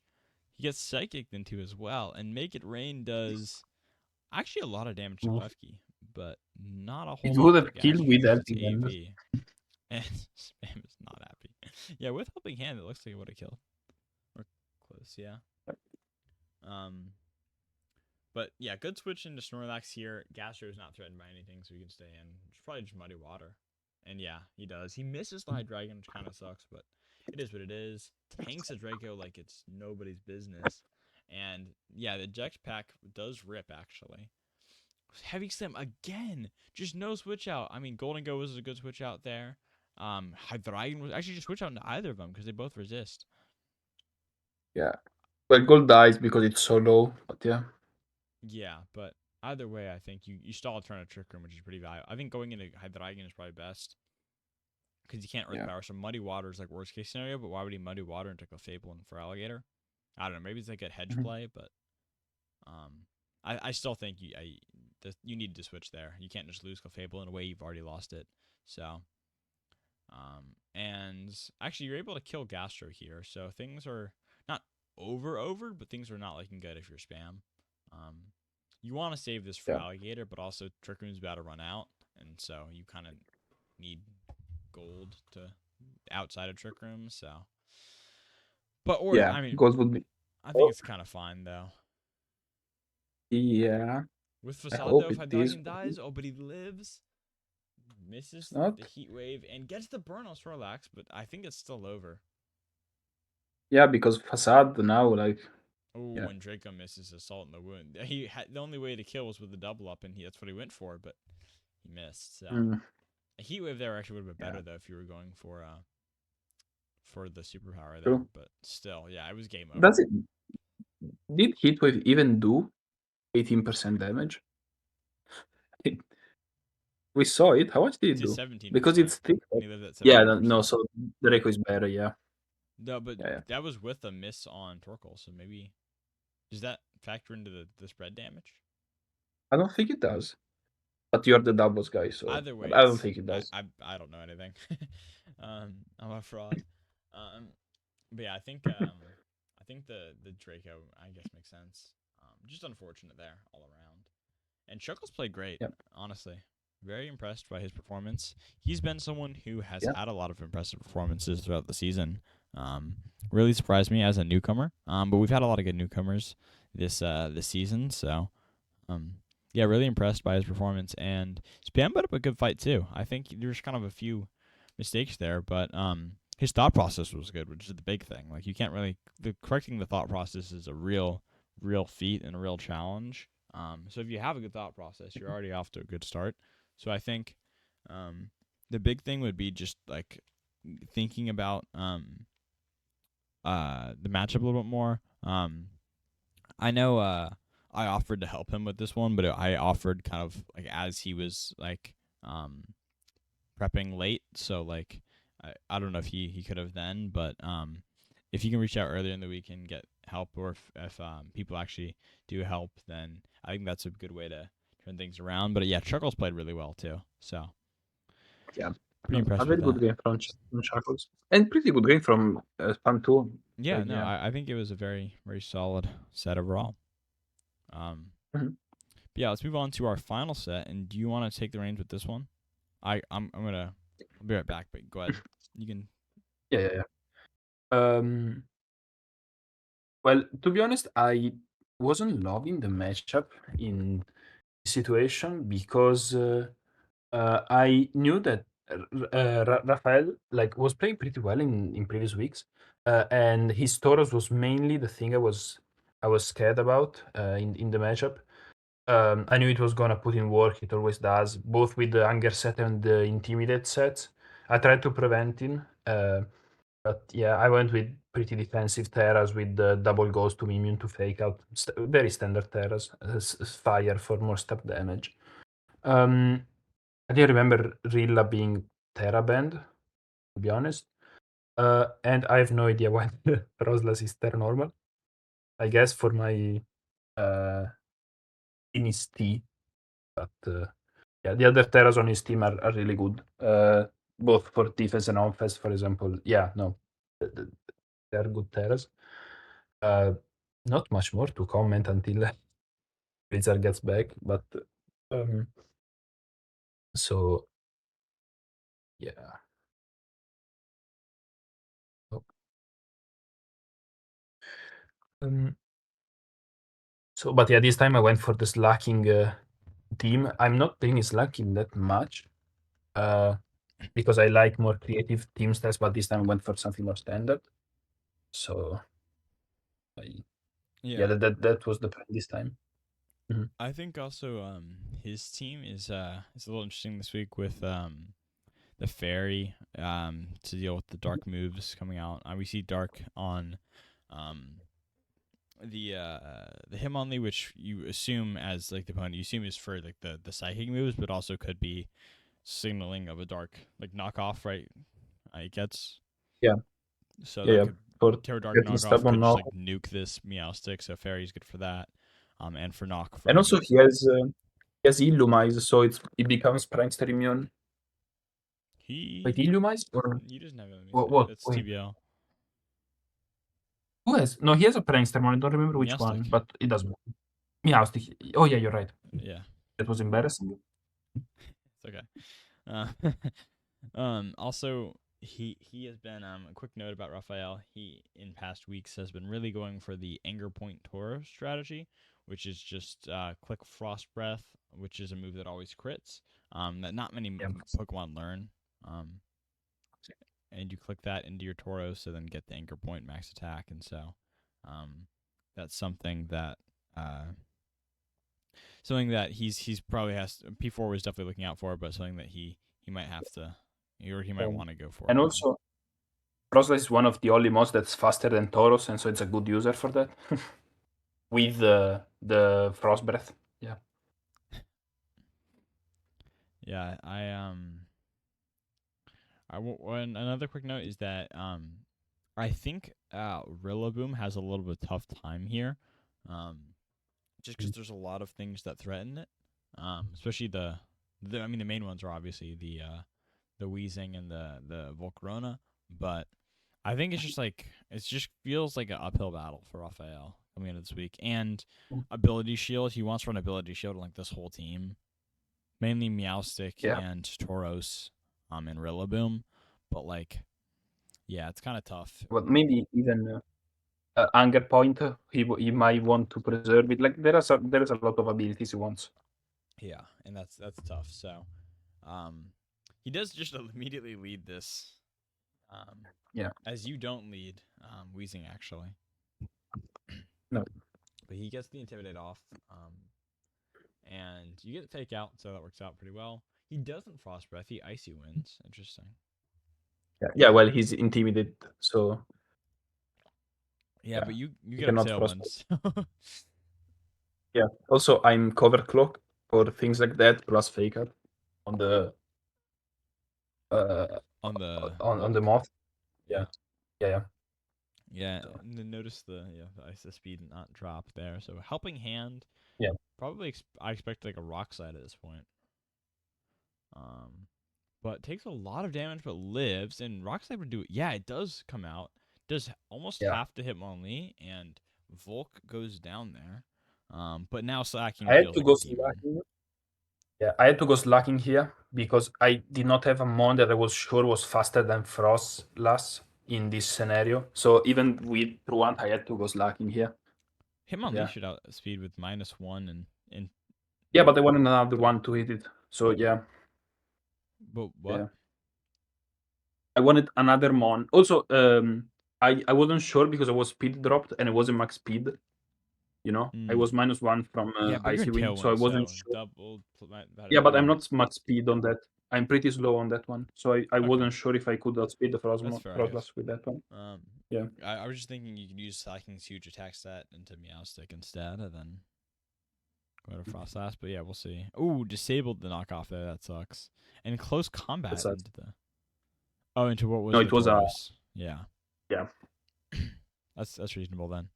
Actually, though, that's even more argument for knockoff on Hitmonlee, because then you could knock off. It would have killed the Tauros or covered for a switch.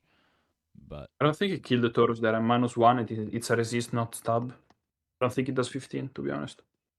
It's a neutral hit with Slacking's attack stat. No, I wanted to knock off the faster mon, which was Frostlass, and the Hitmonlee was not guaranteed to KO the Tauros with his knockoff, so I had to close combat. I was just saying though, like if you just knock off into this slot, you should be fine. No, because as I said, the Frostlass could have been faster than my Hitmonlee. Yeah, which I don't think there's any chance of that unless you're like min speed Hitmonlee, but yeah. But it's okay. Tauros hits the field, gets the Intimidate off on Slacking. A -2 Hitmonlee now, but still in the field. And we do learn that it's ability shield on the Meowstic actually, as he Terra Fairies. And he said Psychic Terrain. Interesting. Probably going for E-Force, I imagine, with Psychic Terrain. Yeah, probably. But you Wide Guard. Good thing I stayed in. Yeah, good thing I stayed in. Ooh, wow. E-Force, yeah. He does rip E-Force, but Wide Guard does come out, and because Tauros in this game is looking like it's pretty cooked. Magnezone hits the field, but with this Terror Draft, I mean, you have he has probably a fairy move into Wheezing, but Yeah, I'm curious. You do switch in slacking, which makes a whole lot of sense, and it is a alluring voice. But you're citrus, so you tank that like crazy. Fire back a sludge bomb, and you lose wheezing actually, but I did not expect the double there. I expected him to try and kill the now slower yeah. Hitmonlee, you know? Yeah, that was like in retrospect a Oh, wow. mistake. On the moment I didn't feel like it was. Yeah. Yeah, that's reasonable. Yeah, you can pick up there. You lock yourself into fire punch, which is Which reasonable move doesn't matter at this because point. yeah, and then you get Magnezone down to Juan, and then die to a flash cannon. But you're now Truant, so if he has Protect, then Yep. he can just win this. That's the whole gamble. Does he have it? He He does. does. Wow. Yeah. So yeah, that's really unfortunate. Because that 1% Magnezone was able to clutch it back up, but yeah, very unfortunate. Curious to see how you'll change the game plan for game 2. I didn't play badly there, but I think he played better than me, simply. Yeah, I also don't think you played very poorly. I think you played pretty solidly all around. Mhm. We see a Rilla this time with Magnezone into Electivire Volk. I mean, immediately Volk goes crazy, right? Yeah, It can't be faked out 100%. either. So Yeah. it is a Terra so neither can be faked out. And he Terra Dragons actually, so Heat Wave will not do as much. But the Electro first, and then Heat Wave, but misses the Magnezone. That's unfortunate. And like I liked Roy because maybe it was a stupid scare, but I was scared of Scarfrilla. And so I was like, let's remove that possibility, shall we? I mean, Yeah. odds are low, but never zero. Yeah. So, Yeah. yeah. The missed Heat Wave isn't not great. But yeah, he Would have done a 20 something percent, so it happens. yeah, he does switch into Gliscor. You protect there, very reasonable because the Thunderbolt coming Yeah, out. You can now live another Thunderbolt. He does get toxic exactly. though, which is nice. Also, crazy that he's Mhm. running this set on Gliscor because Poison Heal Yeah. Toxic Orb. Without Poison Heal, he takes toxic damage, and there's a Pokemon that gets rid of abilities who happens to be on your side of the field. So Yeah. Crazy play by him. Crazy uh, prep. Yeah. yeah, that's a little absurd. He misses again on Magnezone. Wow. Yeah. High horsepower rips and a Metagross doing a ton too. And now the Heavy Slam, like those missed Heat Waves might have mattered because Heavy Slam probably would have killed there. Yeah. It So would here have, is but oh well, it happens. yeah, Life Orb, Metagross, and then Volk barely lives, but that's why you protected that turn, so you could live that with the Yeah. healing from Yeah, that Gracia. was the point. Yeah. Good protect there, I feel like. Oh, but a double protect, okay. Yeah, just to heal up, which I don't despise because I get out of Yeah, you life get out orb of killing myself. you don't kill. Yeah. You get out of suicide range. And now you can. Oh, he lives at 1. Mm. Yeah. Wow. Another bit on unluck, but Wow. yeah. And now, yeah, you lose both. Wow. Were you bullet punch on Metagross? Um. Yeah, but there it didn't matter, did it? I just wanted to kill the Magnezone. It was a roll to kill the. Yeah, I guess you wouldn't kill the Metagross. Yeah, I just wanted to kill the Magnezone. The Magnezone. I think I was bullet punch though. And so it is Evi or Hitmonlee in the back, but he does have 4 Mons here. You Ice Punch, good play there Yeah. though, because now Hitmonlee doesn't have to lower its stats at all, which is quite Yeah. nice. And yeah, have to watch out for Ice Punch on like both of these guys. And your Grassy Seed Hitmonlee, that could make all the difference actually. It was Because a nice touch. now you're the fastest thing in the field, and you have more defense. So he fake out crits and does so much damage, but you do a ton Shoot. back with Ice Punch. Yeah. He psych ups the. I think he said that was for Volk. for Quiver. Yeah, for Quiver Dance on Volcarona. Yeah, but that he was for uses it to Volk, copy yeah. that +1 defense, which is pretty reasonable. Yeah. Ice Punch does pick up there, and your knockoff does a good bit of damage. but he's still not in a bad spot by any means. No, he's not. Ice Punch moves first, and then close combat. So you just kill Magnezone right away. Though Yeah. -1 Spadef, you could die to that E Force, and And you do actually. I calc that without the fake out crit, I leave the expanding force there 100% of Which the is time. insane. So looking at this Meowstic set, I mean, like, you expect a Meowstic to be able to kill a Hitmonlee from 71, like, very, or Yeah. with -1 defense, like, it shouldn't even be close, right? Like, this is a -1 Spadef Hitmonlee set 71 versus a Meowstic. Meowstic should always, with stab expanding force, but this is 0 special attack Meowstic. So that's why he hasn't been doing that much damage, because he's literally 0 special attack. And so he's able to Yeah. kill there because of that fake out crit earlier, but And here I think I lost. Yeah. yeah, because you just need Ice Punch. But you get the freeze on Ice Punch, and you can slowly chip him down. And he stays frozen. And now it doesn't matter if he wakes up, really, because E-Force crits Yeah. is so much damage, but you Yeah. kill. I mean... and we're both just like, wow. Yeah. Well, as I said with you, this is karma. Come on, like. Yeah, I mean, you You got know. some pretty rough RNG there. The game would have looked very different without those heat wave misses. Yeah, as Alberto pointed out, The 1%. the RNG was very strong in this game. I mean, the heat wave miss, then the next heat wave miss, then the Gliscor living at 1. That might have been a roll. Probably was. And then the crit on a Hitmonlee. So just like a lot of like bad RNG, and then gets the RNG to clutch up the game. So kind of balances out there. Yeah, I got extremely lucky to win that just with a freeze, but like still, it like that's good that it counterbalanced it, you know. Yeah. So yeah, coming into hey Soup. Thanks for joining in. Yeah, we are on game 3 now. Moving to game 3, I feel like you have the advantage because you're you haven't revealed, like, he's revealed so much, and you've revealed a lot of stuff still, but like, I mean, just looking at this, you have like a few moves revealed and everything. He has revealed like everything. So I think you're at the advantage. Though you had to clutch up a win, you lost game 1, so you are on like theoretically the back foot, and because he might feel a little bit more confident coming into game 3.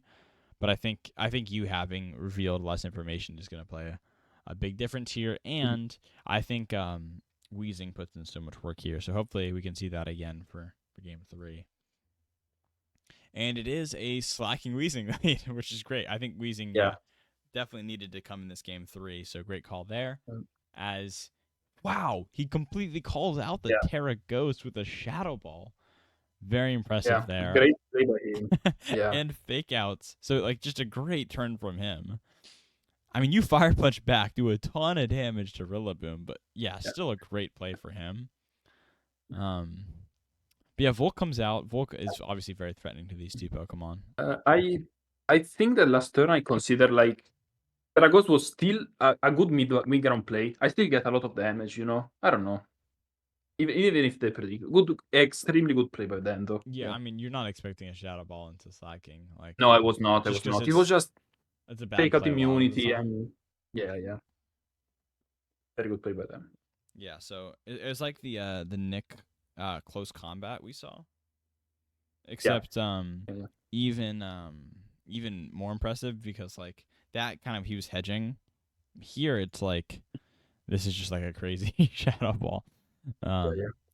So you joined for game 3 of the last set. Tragic. Yeah, Volk comes out here very threatening to both these guys and tanks the Shadow Ball pretty well. He U-turns out into Magnezone.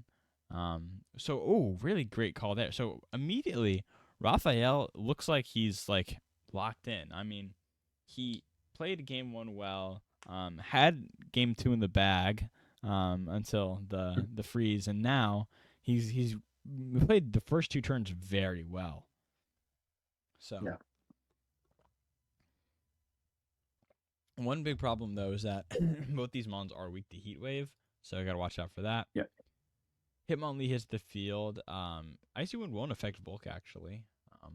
And so you can rip the Yeah. heat wave. Misses the Frost Blast, which really sucks. Wow. Yeah. But Magnezone gets low, which is pretty nice. It still dies to Heatwave even if it terras, so Yeah. Yeah. And but there's no way you miss it. Oh my god, bro. Yeah. There's no way. Yeah, this RNG is crazy. yeah, double I forgot the double game me. 3 RNG. This is ridiculous.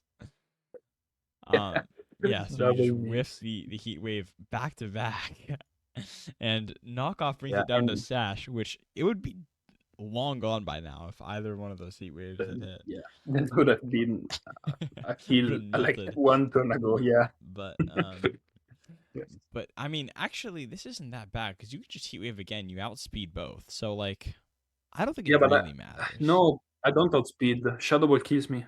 Oh, you're right. You're right. You just hear a dragon here, which is kind of a waste because I mean he probably just dies to. He doesn't like to eat wave, so yeah. Yeah, I'm not sure, but Because each wave does like 23 on max. If oh I yeah, remember and the you lose facts. Hitmonlee there, so. But Yeah. you do have Wheezing slacking in the back, and so that is important to consider. Wheezing puts in crazy work, and I mean look at his health. If it's Meowstic in the back, it's game over for him. If it's Gliscor in the back, it's probably game over for him. Like I mean, like I think he needs Tauros to like have the craziest clutch performance of his life. But I think you actually are in a really good spot here, despite being down a Pokemon and like feeling like you were getting boomed sometimes. I think his health is now so low that you win this. Cause like you hit the double protect.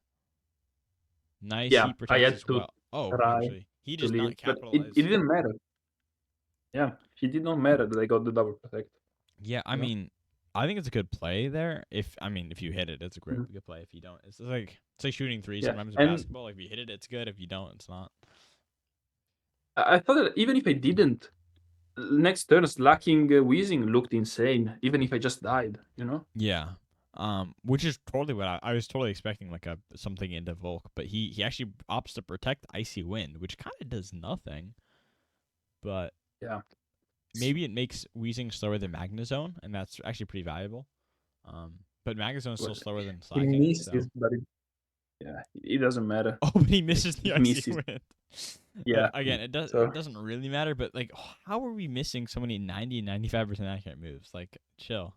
And getting crazy crits. Like, I mean, we gotta calm down. So Rilla hits the field. He doesn't get up terrain because neutralizing gas is up, but is able to fake out Volk. Doesn't kill, and we know it's Covert Cloak. So now actually loses both there, and it's gonna be a 3v1 for Meowstic, who I mean Psychic Terrain. Oh wait, he had already Terra'd. Oh yeah, and that was game over. Yep. I mean, either Yeah, that way, was game. I mean, you resist the Bug Buzz and then die to Sludge Bomb, so it's like it's cooked either way. But Yeah. and then Slacking into the back, you outspeeds like, or maybe outspeed, but maybe he actually wins. It was max. It was max bulk. So and I didn't. Oh I no, don't yeah, think he super had bulky protect. Meowstic, you're right. Yeah. Yeah, either way, I mean, super entertaining set, super close, crazy. Like, I mean, this RNG is ridiculous. Like the RNG in my game versus Soup was crazy, but this is the by far the RNG just was all over the place. This one, but it made it a really interesting watch because you never knew what was gonna happen. Yeah. But yeah. I think that I played this set very well simply because I positioned in a way where no matter what I still came out on top. Like there was no position where I felt on the back foot, in my opinion, Yeah. In this game? This set specifically. Yeah, the third game, the third set, yeah. Yeah, I mean, if Meowstic were faster than Slacking and he had Terra still, then maybe he lives the Bug Buzz Sludge Bomb. Yeah, but it was very hard for him. Anyway, like maybe, but like that's if he has Terra, which is just a completely different game at that point. So yeah, I think you're always winning game 3, which is what I mean. Like, who cares if you win game 1 or game 2? If you win game 3, then you win the set. So That was my Yeah. logic also with Orthworm. Was that who cares if I win game one? I mean, I won game 1, lost game 2. Who cares? I win the set because I win game 3, right? So, and Yeah. yeah, you won game 3. So, very nice there. Also, yeah, this entire week was 2 1s, which is ridiculous. Every single one went to 3, and that's why this was like a longer stream despite missing a match, which is Pills over Shanji, which is gonna happen still, but we're not gonna see on stream. That that's still to be played, but all the other ones were 2-1, which is ridiculous. So like, just a very, very intense, awesome week. I wasn't lying when I said that at the start of the stream. I think this is like one of the best weeks we've ever had in terms of like super close stuff. Also, yeah, we were missing Saline TBL because of a double forfeit there. Just lack of reaching out on both their parts. So unfortunate stuff. But yeah, before we move on to the other stuff, let's talk about Elysium. I think you got pretty unlucky and just so many points throughout the set, and you still won and still played great. So I think you're definitely a consideration for Elysium. I think Chuckles played pretty solid. He played well. Yeah. I'm not sure he was like he was on the same level, but he still played very well. I think I played pretty well. I think some cool tech there. I think I had a decent chance. I mean, I did lose a game. And I think that but loss everyone was did. pretty bad. Yeah, I mean that's true. That is true. But my loss, yeah, was my fault. So I just I did get a little unlucky, but it was just kind of bad play. So, but I'd be consideration. Nick for sure. I think Nick. Nick had probably his best set of the season. I would say. Nick I mean, played very well. it was a very intense set. I mean, he lost game 1, but then he really locked in, and yeah, I think Nick played great. Alberto played pretty well, but Rick totally had him on the ropes, and if he hadn't brought Leaf Guard to Lurantis, maybe he would have won that. So I would say, sorry, Alberto, you're the one guy who played. He was not in consideration. But maybe not Chuckles either. I would say it's mainly between Nick and me and you. I could see it. Yeah. So yeah. Now talking about Fields. I think definitely not Rick. No. And despite the mistake on the Lurantis, he played very well. Yeah, you know? and the fact that he was able to have such a close set despite that is just like very good play. I think with Fields of Punishment, it's supposed to be prep and play, like a combination of the two. Yeah. And so just like one really glaring mistake in prep is not enough to get it. Like he played so well that I think it balances out. Played really well, yeah. I think Wah had a great set as well, so I would definitely not consider him in the slightest. There were a few moments like this where, like with the Rage Powder, I think that was a really bad. Yeah, there is, but like in retrospect, they were not bad in the moment, expecting like an extreme speed. I don't think. Yeah, I don't think Wah played bad at all. It was kind of cooked either way. So yeah. Yeah. I don't think Soup either. I think Soup played really well. He completely caught me off guard with a lot of his sets. He won game 2 in a pretty dominant fashion. I mean, look, he still has 3 in the back, including 1 underfield. I think Spam, like he had a few moments where it was just bad, but he still won the one game where I thought he had the most questionable decisions, and he won it like with 2 mons left, even though one was at 1. And games 2 and 3, I think it was just kind of Chuckles played better, but he didn't play poorly at all.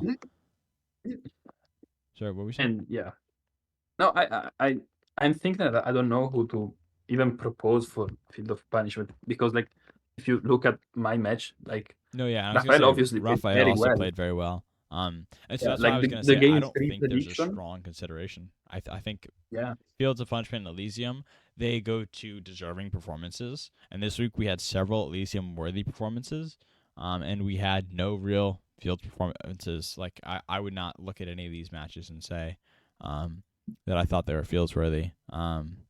We could do an honorary one to not honorary. I think I don't like doing this because it's like for people who forfeit. But like you can do like Yeah, I double basically punishment. like if you forfeit like you don't get an official field, but I like say like shame on you for like saline and TBL, like come on guys, just schedule your matches. But uh yeah, so I wouldn't say there's a strong fields consideration this week. I think everyone played really well, and this was such an entertaining week. So thank you guys for for making the stream so much better. But yeah, let's move on now to the.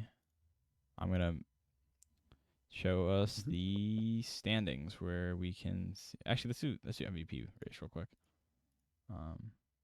I like doing that first. Where's the? Here we go. It's not cropped right, but it's fine. Yeah, you can see the top 15 which is what I show anyways. So in first place we actually have Garchomp, which is crazy. I did not expect Garchomp to be the number one. He was hanging around the top 5 quite a bit. And I will note that Titan would be top 10 for sure. I'm not exactly sure where he would be, but for sure top 10 if I didn't drop him. That's something I also want to talk about a little is like some of the trades. But yeah, so Garchomp is number 1, which is crazy, but he has 14 kills, 8 deaths. Look just behind him on the leaderboard. We have another guy with 13 kills, 8 deaths, but 2 guys, both on Nick's team, with 13 kills. And between the 2 of them, they have 26 kills and 2 deaths. That's just insane. That's crazy. insane. And Garchomp's come 5 weeks. Bisharp is 13-2 in 3 weeks. And that's because, like, even though he was so dominant this week, he technically had, like, a mid-week by his standards because Bisharp's just been so good. Dragonite also 13-0. Like, this is insane. Like, Nick's, even when someone's at the top of the leaderboard, they're typically not having Pokemon, like, multiple Pokemon just, like, this dominant on MVP. So, yeah. Really good stuff by Nick having both these guys. They're just putting in so much work. And Bisharp, wow, way too cheap of a Pokemon. That thing should be way higher. I was looking at Bisharp. I told him, hey, if you drop Orthworm, Bisharp's a great bond to pick up. I should not have said anything. I should have kept my mouth shut, and I should have picked up Bisharp. But yeah, great call there. Now we have Rick's Ursaluna also at number 4. That was the one Mon he actually kept. He dropped 9 Pokemon out of 10 on Void's team, but he kept the Ursaluna, and he turned his team around. I think his team is actually really good. I was trying to help him out with things, but he knew what he was doing too. So like he really has a great team, and I think he did a great job with it. But Ursaluna was the one Mon that stayed at number 4. Chuckles, that Snorlax has been putting in so much work. He's only brought it 2 weeks actually, but he got 7-0 against me, or he went 7-1 against me, then 5-0 this last week against Spam. I think is how it turned out. Raphael, 12 in 2 weeks. 12-1 in 2 weeks is insane. Yeah, no, in 2 games, weeks, like that should not be possible. Like that's actually even more impressive than this Bisharp, which is just insane to say. Yeah, but and the Raphael's like Tauros, like just he's been carrying his team, putting in so much weight. TBL Scizor actually is up here, 11-0 still. We've only seen him in 3 weeks, but he's just been a real scary Mon. He put in most of the work against Voids' team, where he went 7-0, I think, or something ridiculous. Like we've had so many Mons just have like crazy weeks, but that was when Voids had 3 fairy types. So makes sense. I think you glanced over Mamo, but yeah. Yeah, no, I was just I'm not going like fully in order. I was gonna say Alberto has 2 Mons in this top 10, which is crazy. And they've both put in crazy work as well. Incin, obviously one of the best Pokemon in VGC, but like both these Mons, you can see. I personally think if a Mon has a higher death count too, that means it's playing a bigger role, because like Garchomp with 14 going 14-8, it's been on the field so much. It's been putting in so much work. It's been getting a ton of kills, and it's been dying, yeah. But like he's been just on the field a lot. Like I send him out all the time. He's just such a good Pokemon for me. I think the same is true with Mamo and Instant for Alberto. Like even though Mamo's only come to 3 games, Instant's only come to 4. They've still just been so strong and put in so much work for him. You have your Volk up here and your Weezing, which is impressive. We also see 2 of Wazmon up here. Soup has his King Gambit. Raphael has his second Mon in top 15 with Magnezone. Also very impressive because he's only come 2 weeks. So yeah. But yeah, It's such a good work against me. Yeah. Another interesting idea that Alberto just pointed out is that all of these Mons, besides maybe Volk, and maybe Kilowattrel, like all of these Mons are, or I guess Weezing too, like all of these Mons are like offensive, like super strong heavy hitters, right? And then you have Ensign there, who's like a strong Mon, but like not like Ensign, and kind of Weezing. Like these Mons are not designed really for damage, but they also are strong and are putting in crazy work. Like these Mons, I think the Mons were like the lower diff. That means like they were just like on the field a ton, putting in so much work for their team. So great to see them up there.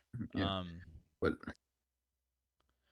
I also wanted to take a look at the transaction board actually. Looking at the some of the recent trades because we've had a ton of trades because the trade deadline was at the end of this week. So just looking at these trades, you can see Spam made some trades here. P4 made a swap. I think those were all before. Yeah, those were all before this week. But Pilza subbed in, completely turned his team around. I think in a very positive way. Used his budget in a much better way, and now actually has a team of 10, which is crazy. Because before Charcoal had a team of 8, so he turned a team of 8 to a team of 10, and without like compromising really anything. Or he actually improved on a lot of things, I think. So I think that turnaround was massive. I made a little switch here, dropping my Titan and Heracross and Bellybolt. Heracross just was my only fighting coverage, and I didn't love that. And Titan also was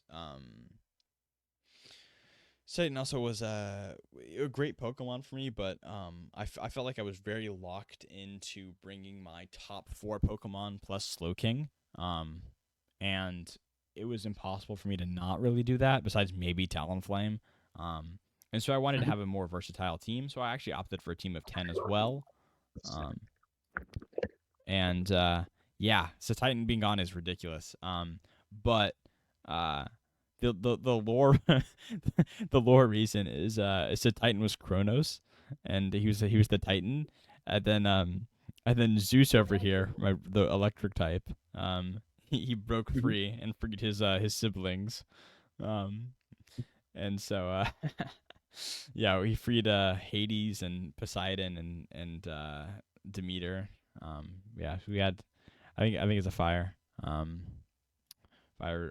lore thing, but I think these Mons put in a lot of work, and Rotom Frost is still a great Snowmon. I actually give myself a Sand mode with Hippowdon and Lycanroc, and Alolan Exeggutor helps me with my Trick Room mode a ton, and it's a secondary setter, so Slowking is not forced to come nearly as much.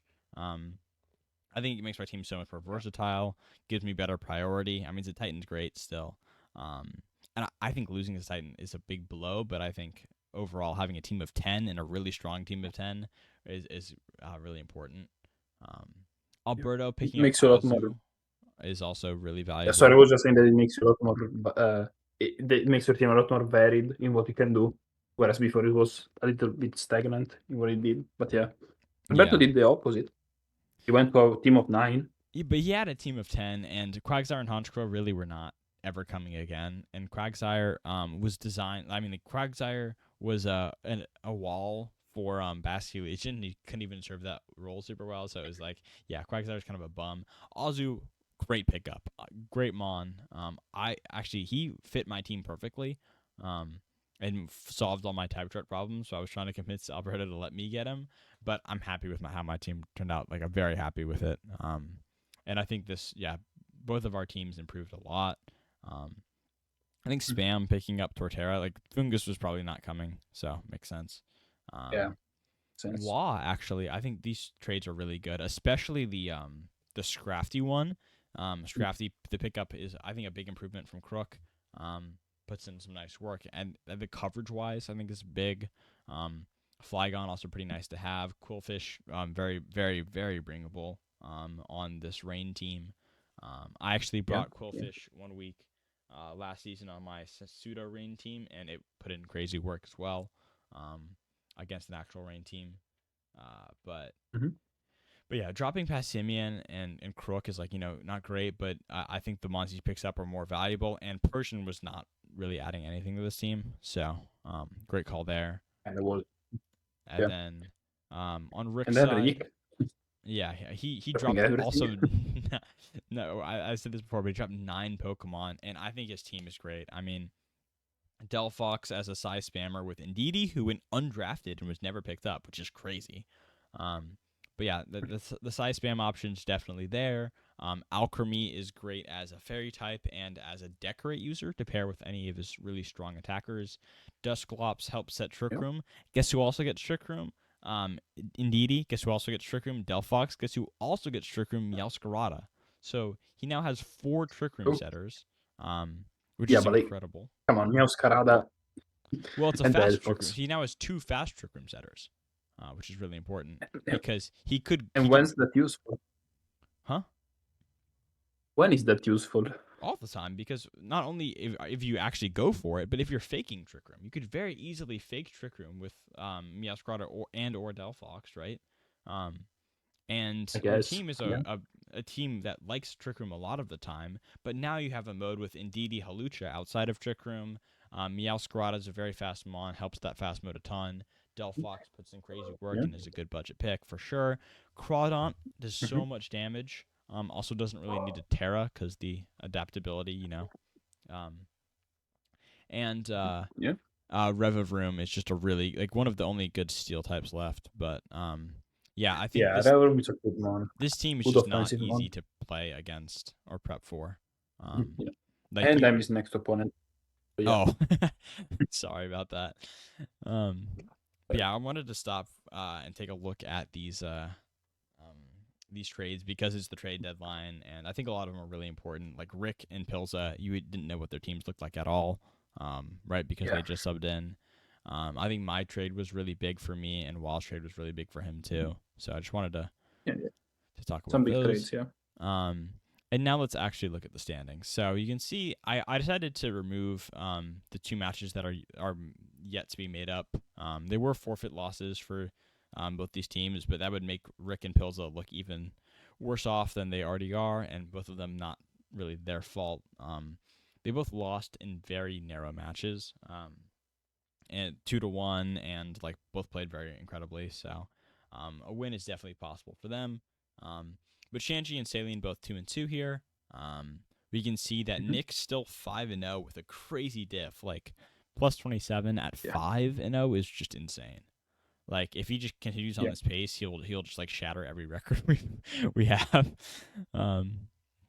I am just behind with 4-1, and then we have 4 3-2 teams, 2 of which are just Juan and Alberto just literally tied exactly. You're just behind me. Wow, super impressive as a singles player, by the way. Thank you. Coming in like with pretty much no doubles experience, am I right? Yeah, kinda nothing except for a couple of games on Showdown. Yeah. So basically no doubles experience, coming in and just being great. And honestly, I thought I would be helping you a lot more than I have. Like I've not had to help you, or you haven't asked like a ton, and you've been doing great. So like you've just been locked in.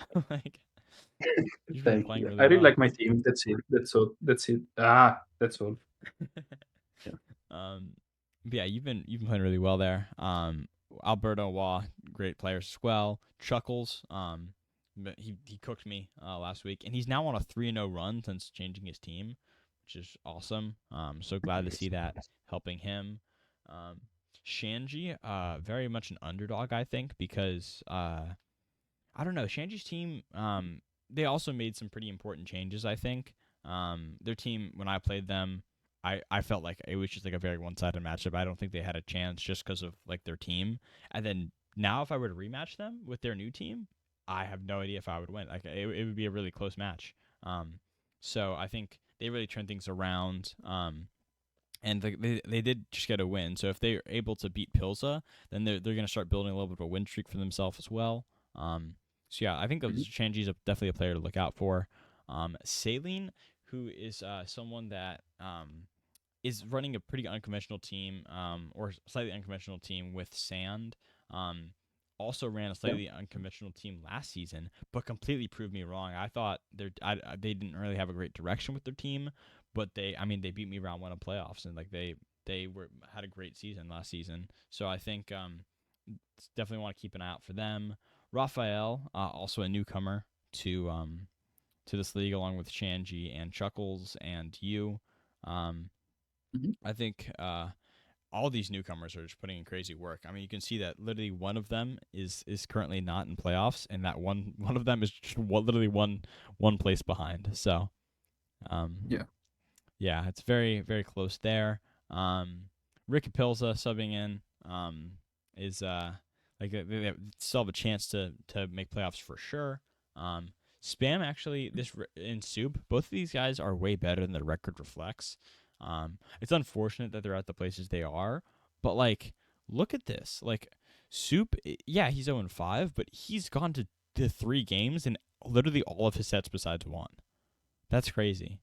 And it's minus 16 month. Like, you would expect it to be way worse for 0-5. Like, he's actually playing really well. I mean, you can see Raphael's is actually only 4 higher at 2 and 3, right? So, right.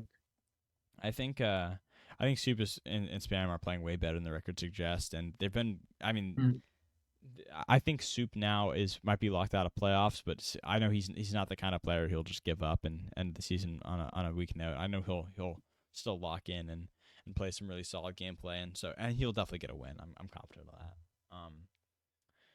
But TBL also, with a rain team, we see a quick note about weather. We see that I'm a snow and now maybe a sand team. Wah and TBL the rain teams. Chuckles and Pilza the sun teams. And Saline the sand team. So, yeah. With that being said, thank you guys for watching. I think that was a really entertaining week. I know we went on a much longer. Towards the end of this one, we talked about kind of more stuff than we normally do at the end, but I think at this point, teams are kind of shaping up. Now that transactions are locked, teams are looking like how they're going to look for the rest of the season, and playoffs are kind of getting a little bit more set. We see that Nick is like locked into playoffs now at 5 wins. I'm probably locked into playoffs. And we are now kind of thinking more about the top seed than the and our match next week, because we play each other next week. Than then just making playoffs. P4, Wah, Alberto, Chuckles all have a really nice cushion. As long as they don't go on losing streaks, like of multiple games, they're probably making playoffs. And then all these teams here, including some of these guys, are still kind of fighting for playoffs and making sure they can get their spots in there. And that really ranges to everyone, besides maybe Soup. Everyone has playoffs in sight still. So, but yeah, thank you guys for watching. And do you have any final notes? Oh, no. I'm done, actually. Well then, with that being said, we'll see you guys for week 6. I'm glad you guys are enjoying this, and thank you for staying tuned. I think this week was so great, but we're gonna hopefully continue the quality of gameplay. I know I plan to. So I'll see you guys. I think we all do. Yeah, I think everyone does. But I'll see you guys in week 6, and peace. Yep.